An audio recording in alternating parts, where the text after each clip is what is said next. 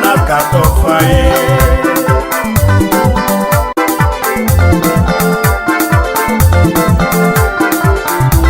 Ona sakumelu biake lukula kawa baby pema Igolo ganyola kupema na catofa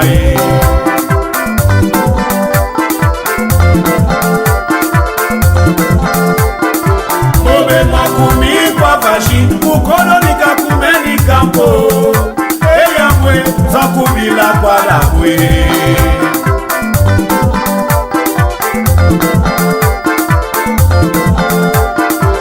Obe makumi kwa vashi Ulona kakumeni kampo Eya mwe zakubila kwa la mwe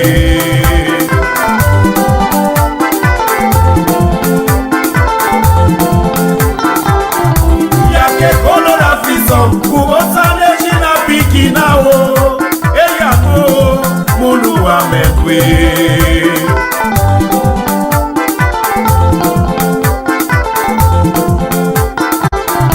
Yake kolo la fiso Kubosane jina piki nao Eya mo mulu wa mekwe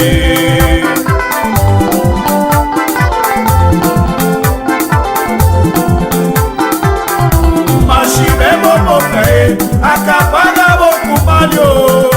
Matumwe Mulu wa menwe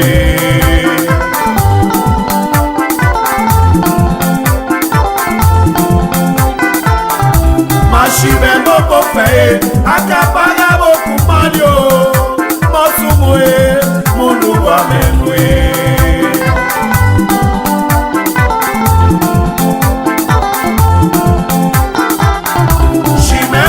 Saye kwa nibira boka soto modo Eya mwe mulu wa menwe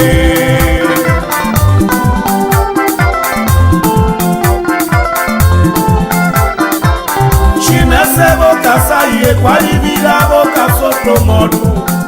Mosumo mulu wa menwe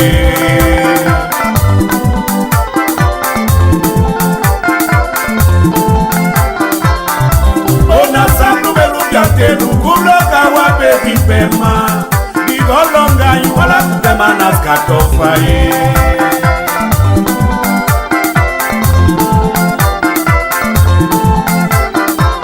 Chimese boka saye kwa libira boka soto modu Mosumo mulu wa menwe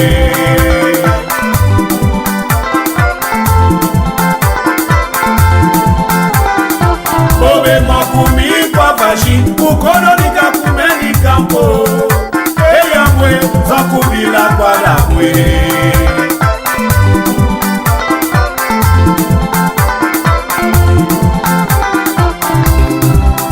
Amorie nega mundu flareo Napotafa akafladila kabonga ye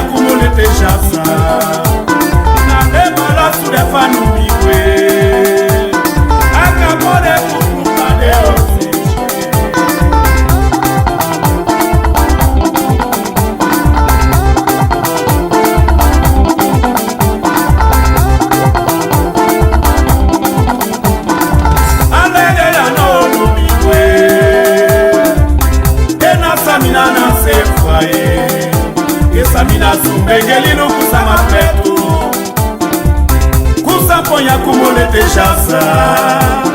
Nalema la sude fanumiwe Akapole kutrupale oseche Obrigado, Leão de Barros Conta comigo, rapaz